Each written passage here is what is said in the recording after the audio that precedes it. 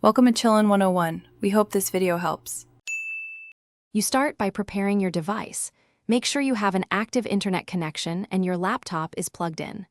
Once done, open Outlook and go to File, then Office Account to check your current version. This tells you whether a major update is needed.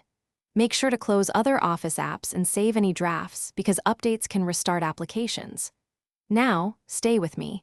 These checks prevent interruptions and speed up the next step. You'll run the actual update from the Office Account page. Click Update Options, then Update Now, and allow the download to proceed. While it downloads, performance may slow. That's normal. Wait for installation to complete, which can take 5 to 20 minutes depending on your connection.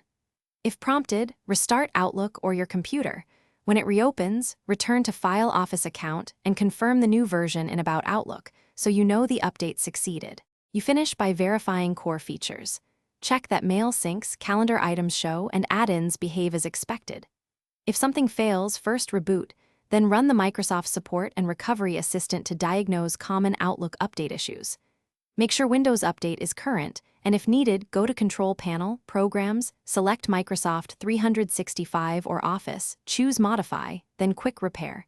If that doesn't work, try Online Repair. This sequence fixes most problems and restores a working Outlook. Thanks for watching. Consider subscribing if we helped you.